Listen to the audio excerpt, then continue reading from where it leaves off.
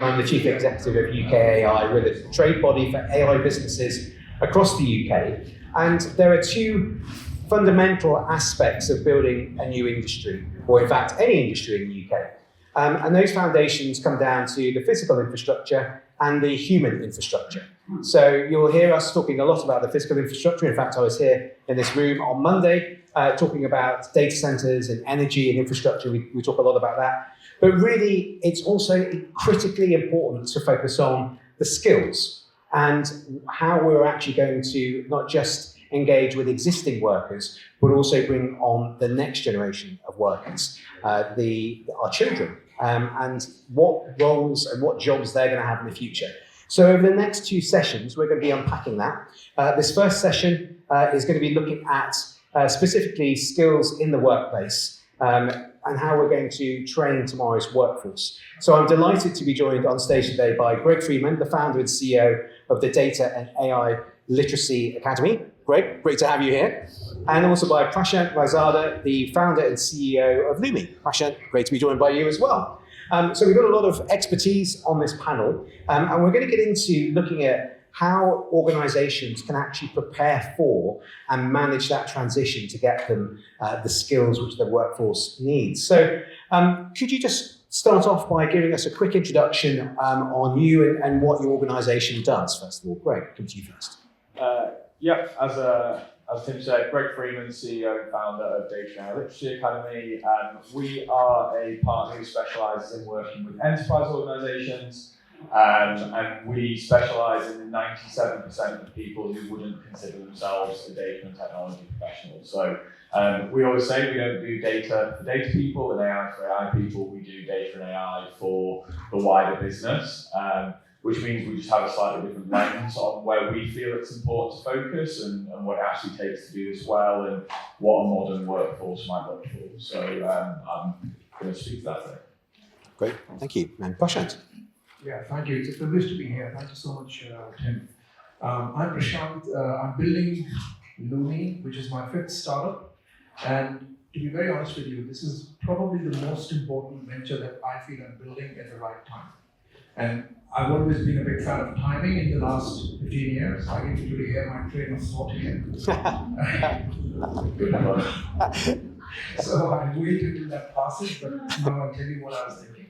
So Lumi, just like Greg said, we are not focusing on the data scientists and the technical side of AI in organizations. What we've found is that building human capital at this time has become extremely important because there is a chasm that has developed between the C-suite and the rest of the organization.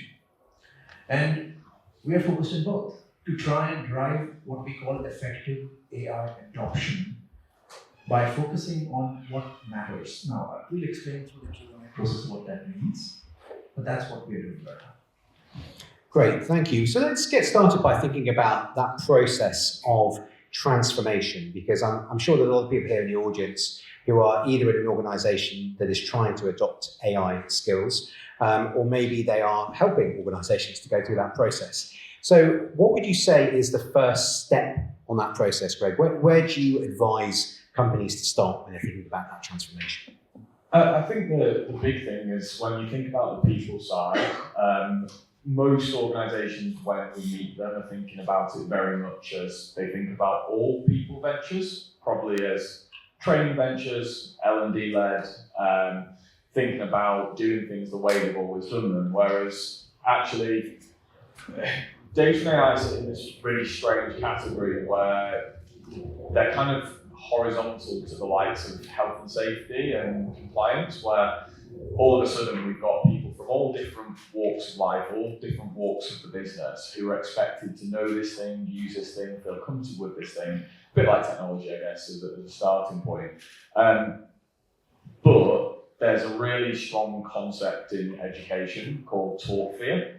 And taught fear is the concept that as human beings, we've taught ourselves there are subjects that we can't learn. So everybody has those mind languages, had some really bad experiences with languages in school, Still to this day, and I'm sorry because I know there's people from other countries in here who are speaking perfect English, cannot speak a word of another language, but not probably because I'm smart enough to, but just because every time somebody suggests it, I panic and go, no, that's not for me, it's for somebody else.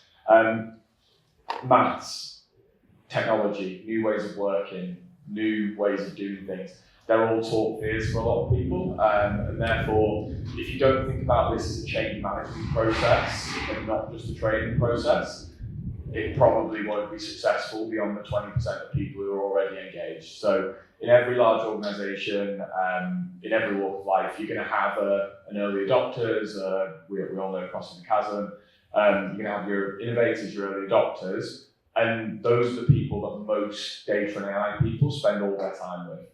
Your biggest challenge is the silent majority of people who you never speak to about data and AI, and they're not coming knocking on your door. And that is a massive change management process. It is not just a training process, because they have to wake up tomorrow and care enough to think about the training and care enough to do things differently. And most of them don't. So I think the first way to consider this is it is a change management first approach. It is not a training and L&D approach. Thanks, Greg. And Prashant, so building on that, how does your approach, or where does your approach start? Because I know you're using a lot of technology in the process for being able to understand the organisation and then help them on that journey as well. You know, I left the world of the corporate world 16 years ago, and I was very frustrated by the fact that even though everything was changing with technology, education or learning wasn't. And I then realized within a few years, everybody started putting technology first, and then the humans came second. At no other time have I seen this become even so stark as it is today. So we start by talking about the human side of things first, and here's what I do when I get into a meeting. I actually, it doesn't matter whether it's a CEO or it's a C-suite or the people, I tell them to pause and breathe. And the reason I do that is because I'm a practicing monk. Okay? And before they actually get impatient with me and throw me out of the room, I start talking business. Okay, so literally, why do I actually say that? And I'm not joking, I do that. Is because in our rush to adopt AI, we can leave a very large number of people behind. And as organizations, right from Uber to Klarna to many others are realizing, you can let go of people very easily and then realize AI is wreaking havoc because your employees are doing token maxing. They don't know how to use AI. So slow down, and we have developed through very painful experiences a framework, and I call it the T framework. Okay? Now, if you imagine the T for a second, the head of the T stands for careful diffusion, which means identify specific areas where you think AI can drive a lot of value, but where the skill level is quite low, and build a few champions through us with what we do. And once you've done that, make those champions drive adoption by using our product. So that way you're creating virtuous loops, but we are providing agency to people. So everything is about the human first, human agency, human empowerment, human skills, and then the product that we have does the rest, which is build human AI collaboration skills. And I'm sure Greg, the same with you. Yeah, I think for us, collaboration word is really important actually from what a good literacy program looks like, whether it's data or AI. And it is super easy to stay talking about AI the whole time. In fact, if I could go into a meeting at the moment and not talk about it, it would be the life. But I think we take the same premise that we took from data literacy into AI literacy, and that it is that it's a collaborative approach to changing the culture, and that upstream and downstream thinking is one of the biggest barriers people have in business. People are very good at turning up to their day job, looking at the thing they do, looking at it for 8 hours and going home and not thinking about it again, and not thinking about what's happening upstream, what's happening downstream. And I think data and AI more than anything require kind of congruence through the workflows of the business and through the way that teams operate together. So when you're thinking about what you need from a literacy program, or what you need from a change program, how you get people to be more collaborative, how you get them to think beyond their specific role and the impact that has on data, the impact that has on the value chain and that.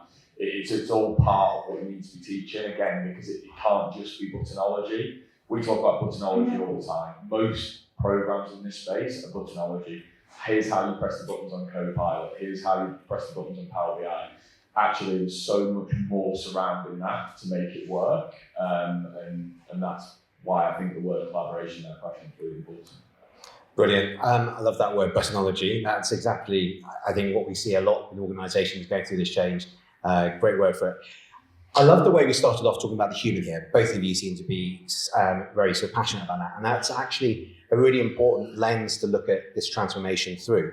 And so many organisations forget that. And they rush into trying to figure out the buttons and figure out how things work without actually focusing on the human. But actually, to really drive that transformation, it is a human challenge. It's understanding the psychology, the talk fear that you mentioned, the pausing, the reflection, the meditation, all of those aspects of a mindset are really important. But I want us to move this on now a little bit as well and look at sort of if we are able to start to measure actually what people can do, if we're starting to empower them with some of these tools, does that start to level the playing field a little bit? And are you sort of empowering some people now who maybe would have been sort of too introverted or wouldn't have had the confidence before, and now we're starting to find you're really enriching and augmenting an organisation? Maybe I'll come to Prashant for that one first and then come to Greg. Yeah, so what we do, and I'm just going to, I'm obviously biased, this is not a plug for Lumi, but the idea that we are trying to adopt is don't engage people. And this is just our approach. It's not the right or wrong or the best. Don't make them think about training. Talk to them as part of the discovery process about the problems that are important to those employees. Okay, and then what we do is we run project-based sprints. Now they are deliberately facilitated because we don't want to take the human out of the loop. My investors, a lot of our clients actually say, why do you need the facilitator? Why don't you put an agent? And I just look at them and I say, well, exactly, this, if I do that, that is the first thing that your employer is going to think, that we are here to replace them. We're not. Right? We need to, through these project-based sprints, we say it does not matter what the background of the individual is. And we have done this so many times, we know it doesn't matter. We don't talk to them, we don't teach them anything. We basically allow them to solve a business problem, such as how do I radically improve customer retention using AI in the customer services team? And they go through a structured process, but they have to use all the organizationally approved AI tools. Now they're not thinking about I'm using Copilot or Cowork or Perplexity or this or that. They are realizing how to use the tools in context and therefore start to reimagine their own workflows. So this is providing one very important thing. It is psychological safety. A sense of, I now understand what this tool can do, how it can actually help me improve my own work because I'm solving a real problem.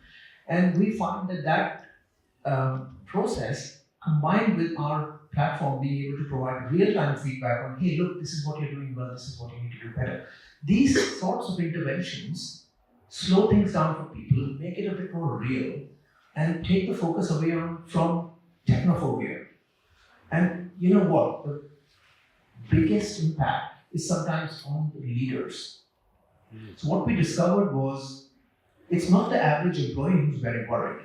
It's actually the leaders who are quite concerned about the fact that they are going to become irrelevant because the younger people are digital natives.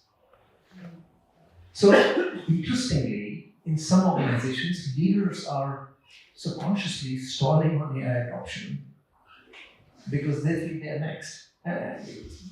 Yeah, I think that's a really good insight. And just before I come over to Greg, just wanted to kind of share some of the work that we're doing at UKAI, where we're actually we've been talking to so many businesses over the last couple of years who are going through this transformation and these challenges. So we've actually put together an AI skills framework, which represents some of the insights that they've shared with us about the skills and capabilities that they need. Broadly, there's 3 levels to that. There's the leadership, the C-suite level, which breaks down from the CEO and then the senior leadership team. Then there's the middle management level, the functional heads and the management, sort of horizontal functions. And then there's the everyday employees. Broadly, there's a lot more detail. There's like 200 lines in the taxonomy. But I think you're absolutely right. There are very different challenges for all parts of the organisation to address. And the challenges for the leader are often about being able to set out those visions and the longer term plan, whereas it's more around confidence and capability. But Greg, I want to bring you in here as well, because I know that you're doing some fantastic work to empower people. So how are you actually approaching this in terms of empowering employees? Yeah, I'm going to build on actually something Prashant said and kind of bring it back to where the question started, which is almost how do we see AI as a leveler?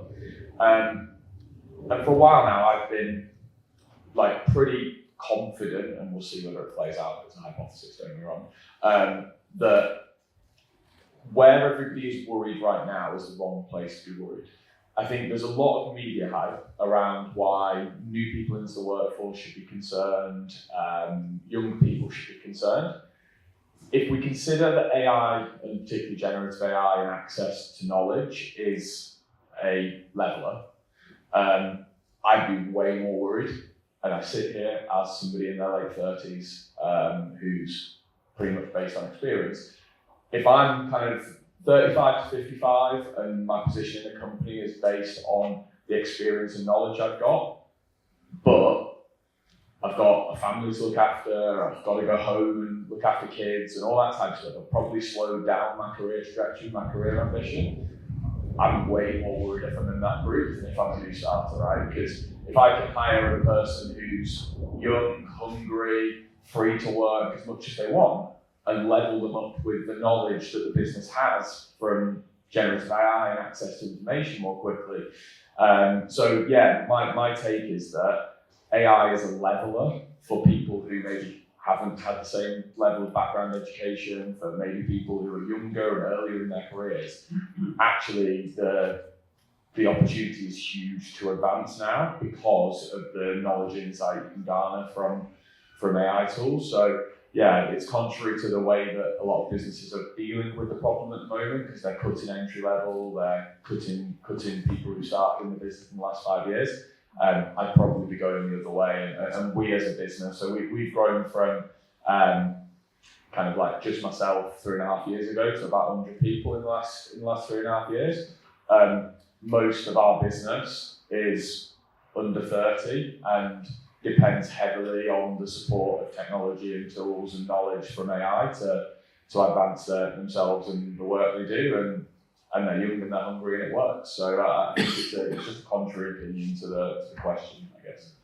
And just building on that as well, are you finding that now it's possible to measure how people are able to deliver value within the organisation in a way that wasn't before? So in the past, you just had your CV, and often that would reflect the school you went to, the university, but actually now you could start to measure how people are actually delivering, how receptive they are to learning. Is that starting to change?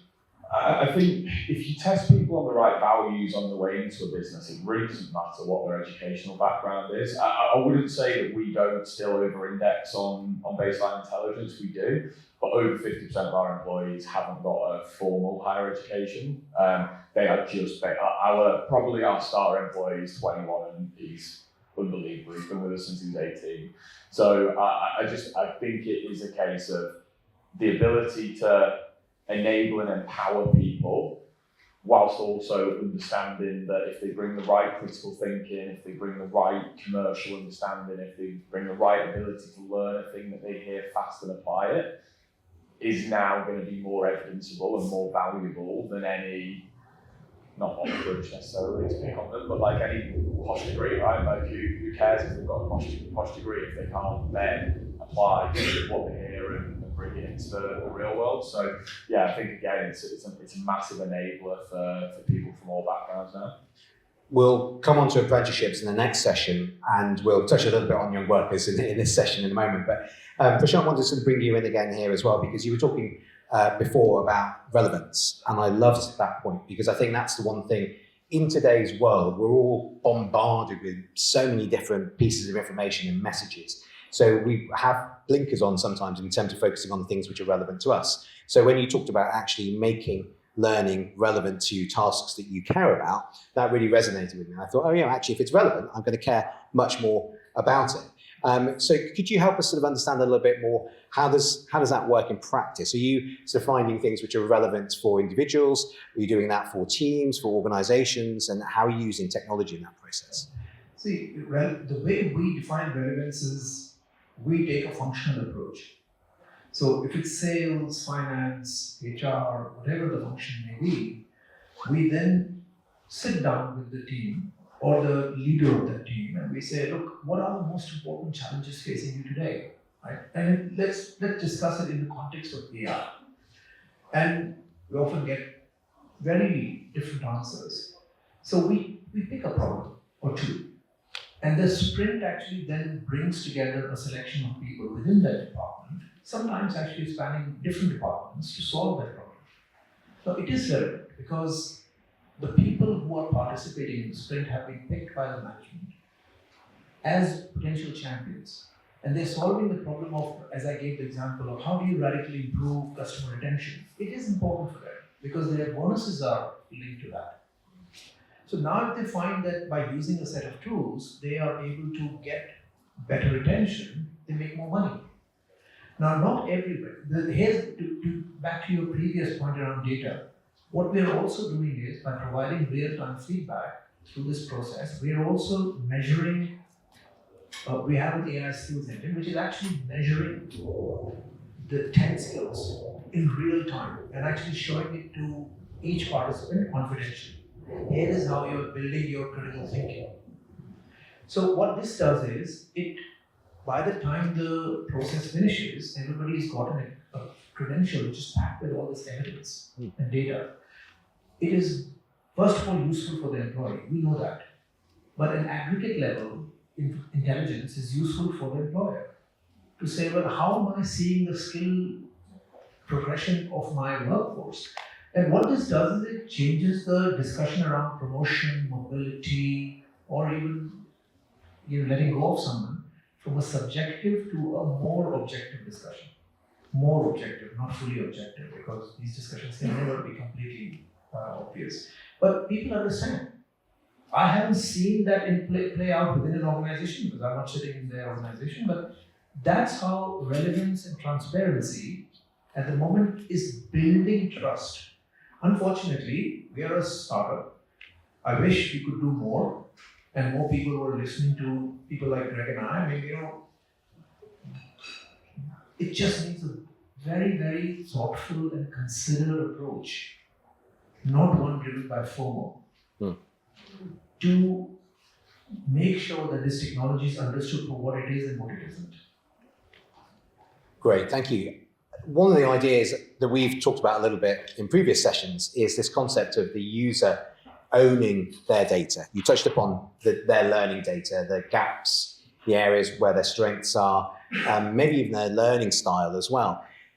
Do you see that as being the future, where each of the learners here, we would have our own access, our zero-party data, if you like, that we own that training data, and whether we go to a school or university or a different organization, will then input into that sort of data repository that we carry with us, and then leads to more personalized learning? I certainly do. I think I think our obsession with data privacy is probably only about 200 years old. Before that, we were pretty much more relaxed about it. Although, of course, we did not have technology. So the answer is yes, but it'll only happen if you, as an individual, stand to benefit from it. At the moment that confidence or that trust is not there in the system, I won't want to give it because I don't know how they use it. And where will that end up? And what model is it going to train? Which is going to come after me? So this is the problem right now. So as an idea, it's great. if I can monetize it, which I remember one startup was trying to do a couple of years ago, based in Silicon Valley, brilliant. I can monetize my own data, but in reality, I don't see that happening on mass at the moment. Okay, and Greg, what's your approach to data and how you're empowering your learners along the process? Yeah, just the last question. I'm just not an anarchist. I'm just not that bothered about my data privacy at the moment. Like, I just don't wake up every day and think, this is mad stressful. I've got a load of other things to think about. Like, the only reason that I wish we were maybe more protective of it is because I'm fairly confident in the amount my wife buys from the shops. They've got pretty good at targeting. But apart from that, like, I just don't wake up every day and stress about my data privacy.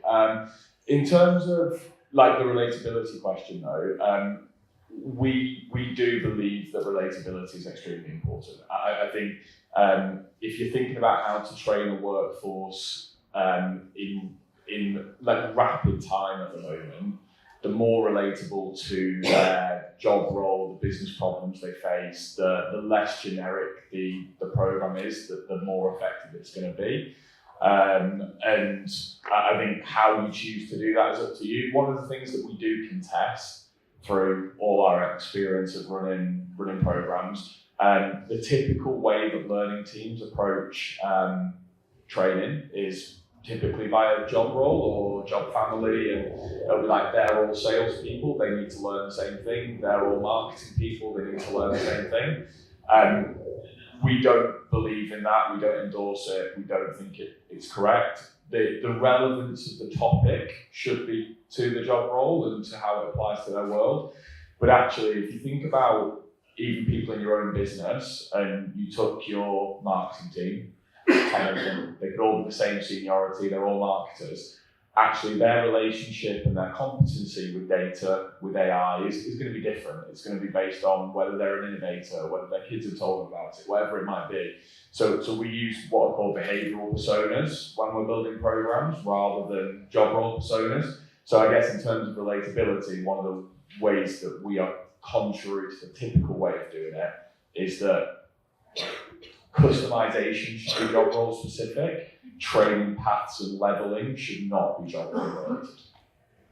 Great. Okay, well, thank you. And that's probably a good way then to open up looking at the future as well. So as we start to think about what the teams look like that are going to be running and using some of this technology now and in the near future, what do you think those teams look like? I mean, we've heard this term hybrid quite a lot as we start to have agents more and more in teams now. And I think you alluded to it earlier on in terms of, when we're setting bonuses, that's often a great metric that most people understand. They've got their KPIs, they've got their bonuses, sometimes linked to those. But when you bring in agents, that's going to change everything, isn't it? Because suddenly, if that team's got loads of agents, can they achieve that KPI quicker and better? And then they're going to get a bigger bonus. And am I going to start being threatened because that team over there's got agents and I don't have agents? And where do we even start thinking about what that hybrid team looks like? I mean, I'm sure you've both thought about this in great detail. Greg, I'll come to you first. I mean, again, personally, like from all the work we do, I think if anybody, like, you can get caught in a kind of data and AI technology echo chamber.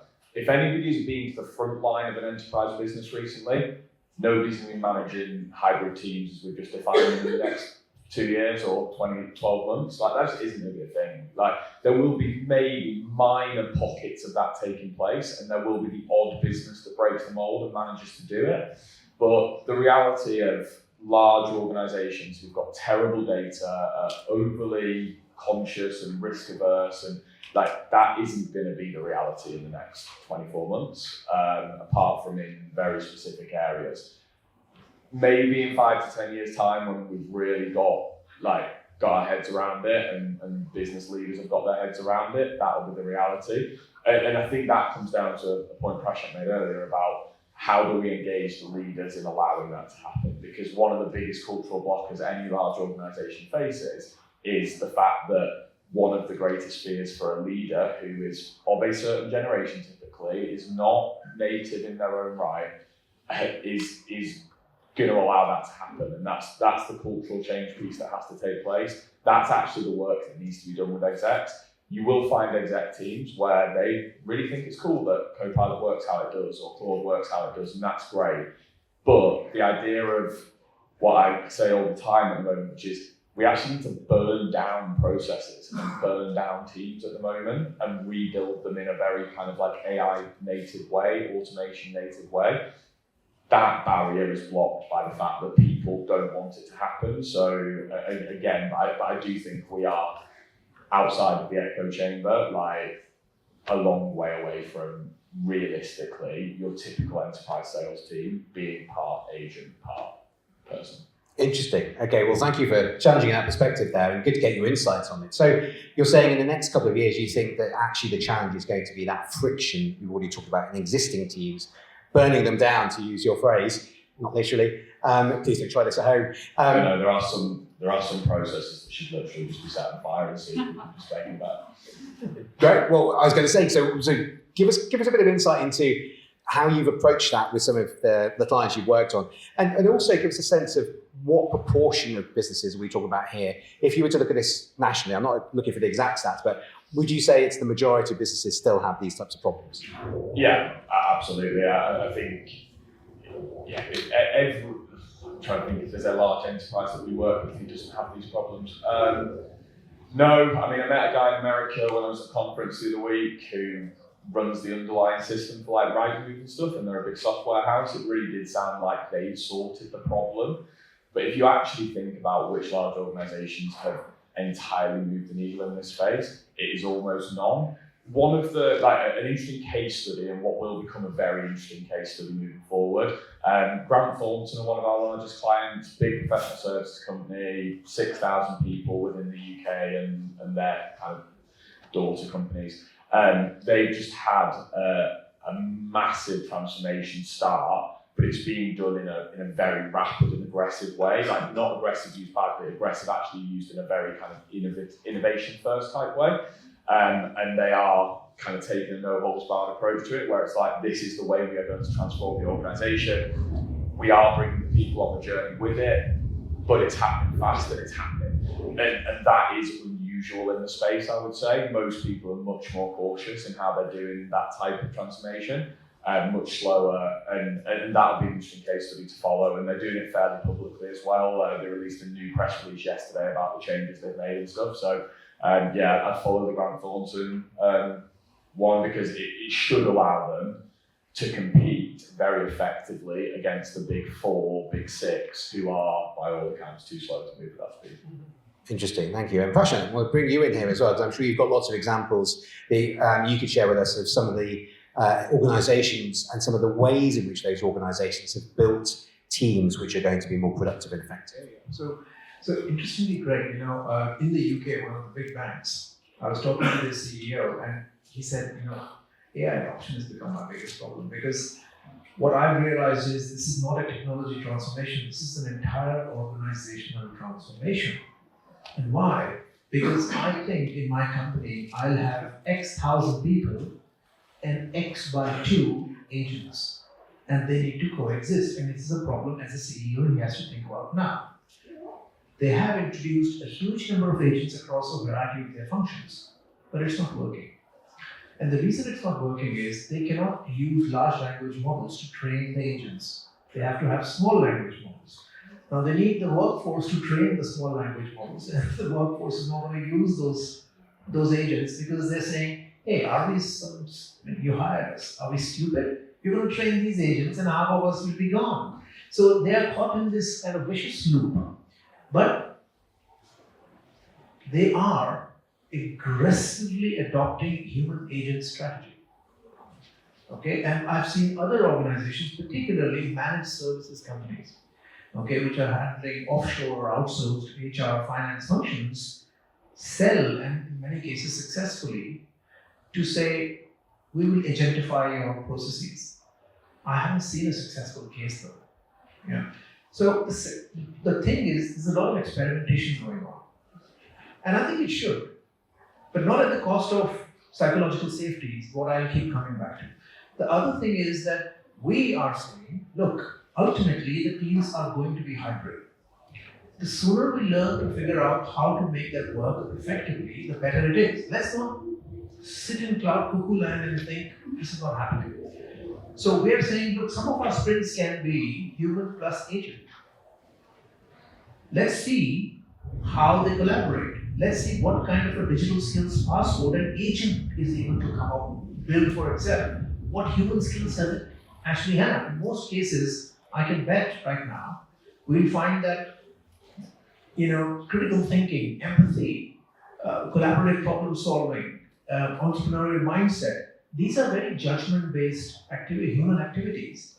And maybe I'm stupid, but I sometimes think, why do we even expect technology to do that? Only a small fraction of human wisdom and knowledge is actually on the internet. So it's not even there for an AI to learn from. So therefore, I don't think agents will take over humanity or teams, but we have to start thinking about how to work with them hand in glove. Yeah.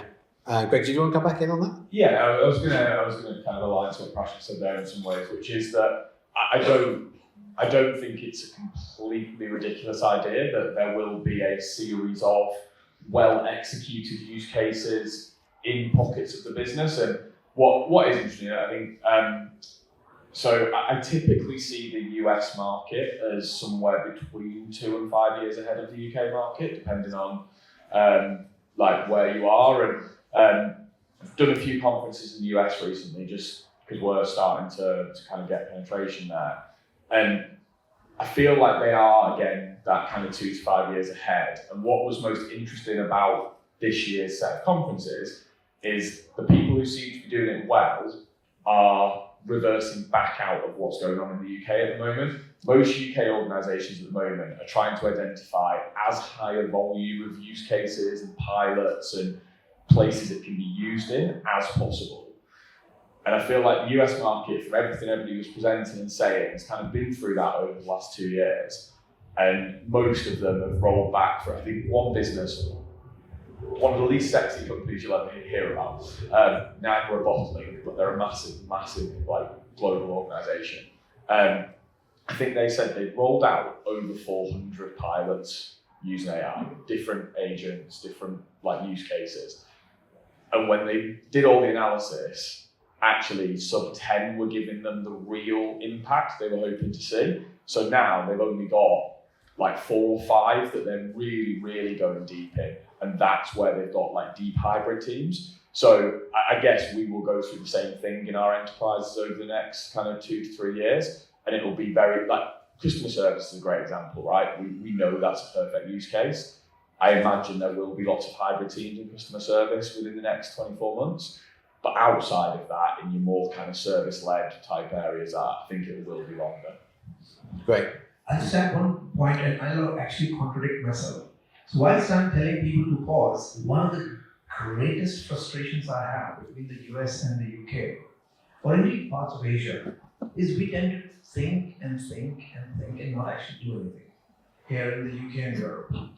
Okay, whereas what the Americans are really good at is they get on with it. Of course, they're extreme in many cases, but the thing is they get over the learning curve very quickly, and then they reach some level of balance. Whereas over here, we're talking AI. I'm collaborating with the government in some cases. They're still thinking. In the period that we would have upskilled together, Greg and I, probably 100,000 people, they're still thinking. Yeah, I think sadly that is very true, and there is a big gulf in the cultures between the US and the UK in terms of the appetite for action, the speed of action, the ambition of action. We need to change that. We need to address that, and I'm sure the people in the room here at South by Southwest, you are the people who are taking action. So we're speaking to the converted here, but we've got a couple of minutes left before the next session. I wanted to just touch upon young people in the workplace specifically. The next session is going to be all about apprenticeships. But in addition to apprenticeships, thinking about the young workers, what are you actually seeing for those young people coming in to the organisations that you work with? Do they have the skills, and where are their gaps and where are the advantages that they bring to the workplace? I'm happy to be very quick, just a minute and a half. Greg, first. If they're allowed to, they are absolutely brilliant, right? That's what it comes down to. And they are, there is lots said about Generation Z, and I definitely share some of those opinions. But actually, like, the one thing that a generation of people who believe they have the right to a voice will do is come in and tell you what is wrong. They will see a thing, they will see a process, and they'll be like, this is ludicrous. Why do you do it this way? I don't care that you're my boss. I will tell you this isn't a very good thing for us to be doing. We could be doing it better. And if they're allowed to do that, that will be one of the biggest impacts on large enterprises of anything that happens in the next 5 years. However, it does come back to that phrase aloud, and managers and frozen middle and execs are going to be a massive blocker to that happening, because they are proud of their chiefdoms. And therefore, we have to be able to break the cultural norm that is allowing our entry-level people to tell us when stuff is crap and just take it on the chin. A lot of what we do is crap. How do we fix it? Great, thank you. And Prashant, let's get your perspective. Look, this is a very personal question for me, because my daughter is turning 21 in 2 days and my son is 17. So the problem that I see is they're being, as you said, right, they're being prevented from becoming AI proficient, okay? Education is coming in the way. So universities are saying, my daughter is going to be a lawyer. They're saying, dare you use AI? If you find out, you will be rusticated. The senior partner at a law firm where she's interviewed saying, what the hell? If you don't actually know how to use AI, you're just like me. I know law, but I don't know technology. So I think we have to allow structured exposure to the young people, to AI, and it has to be well thought through. In fact, this is the topic we're discussing with the government, right? So it is supremely important, but unfortunately schools, universities, and I dare say the workplace, for reasons Greg outlined, none of them are preparing them. I think this generation will find its own way. Yeah, thank you. And I 100% agree with that. It comes back to the point of pace, well, the lack of pace of change. And what we're seeing is that young people arrive in the workplace and they're being told for all their educational career that AI is cheating still. And then they get to the workplace and they're told, well, can you come and actually do something? And I'm like, well, isn't it cheating? So we have to try and ensure we're getting in that earlier. At UKAI, we're calling for earlier education and broader education. So not just the technical, but the broader confidence and the literacy and the numeracy from primary level schools. Because if you look at other countries, like South Korea is investing £1 billion in education of their young people from primary school age, right? That's the competitive global market, and we really need to reform education. That's something that we're very passionate about at UKAI. I'm going to have to wrap things up there. Before I do, I'm just going to get Stephen and Ben from UKAI. If you could just wave your hands, guys. They're at the back there. That's Ben there. And Stephen, if you want to find out more about some of the programs and the work we're doing at UKAI on skills, on young people, on transformation or our skills framework, then please speak to Ben or Stephen afterwards. But with that, I'm going to thank Prashant and Greg for some fantastic insights. Thank you both very much.